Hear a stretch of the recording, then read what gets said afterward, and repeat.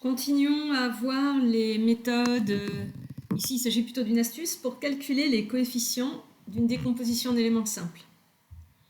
Alors, je vais d'abord réviser rapidement les limites en plus l'infini de fractions rationnelles.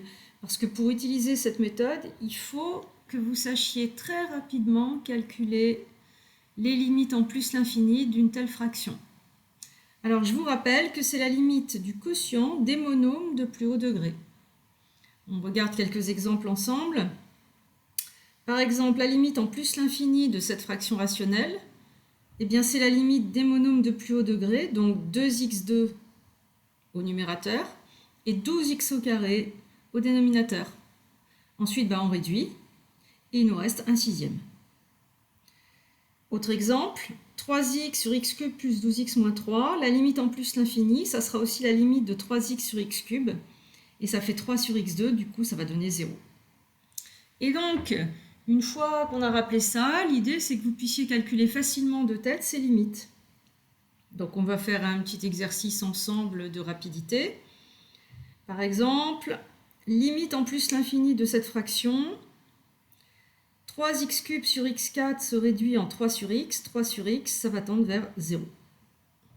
Et là, je suis allée lentement. On continue. En plus l'infini, 5x plus 8 sur x moins 2, limite 5.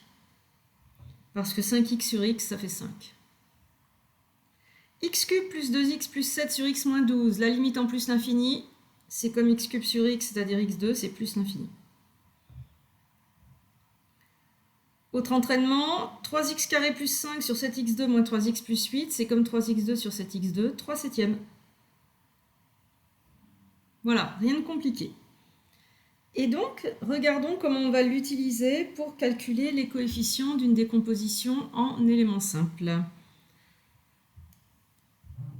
Alors, on prend f de x, une fraction rationnelle, et ce qui est très important, c'est qu'elle devra avoir une partie entière nulle. L'astuce ne fonctionnera pas si votre fraction a une partie entière non nulle. Eh bien, quand vous allez calculer la limite de x fois f de x, attention, il faudra faire le produit x fois f de x en plus l'infini, en utilisant les deux formulations synonymes de f de x, la formulation de base fraction compacte et la formulation DES, ça va donner une équation qui sera souvent efficace pour calculer certains coefficients. Le plus simple, c'est de voir ensemble un exemple. Alors, j'ai pris cette fraction-là que j'ai baptisée f de x. Et donc, première chose, la partie entière est bien nulle puisque le degré du numérateur est strictement inférieur à celui du dénominateur. Donc, l'astuce de la limite pourrait fonctionner. J'écris comme d'habitude ma décomposition en éléments simples a priori. Il se trouve que le dénominateur était en factorisation primaire, donc c'est facile à écrire. Et on calcule les coefficients faciles comme on l'a vu dans les précédents tutos. A2, on le calcule très vite, c'est moins 2, et B, c'est moins 3, ce sont les deux coefficients faciles. Il nous reste A1, pour lequel on ne peut pas faire l'autre méthode. Et donc, on va essayer notre astuce de limite. C'est quoi limite de x f de x ? D'une part, quand j'utilise cette formulation de f de x, c'est comme si c'était du x2 sur x au cube, et donc c'est 0. Mais d'autre part, c'est aussi 1x sur x, moins 2x sur x2, moins 3x sur x en plus l'infini, donc ça fait 1 moins 3. Normalement, avec le petit entraînement qu'on a fait précédemment, donc n'oubliez pas qu'ici, il faut multiplier par x.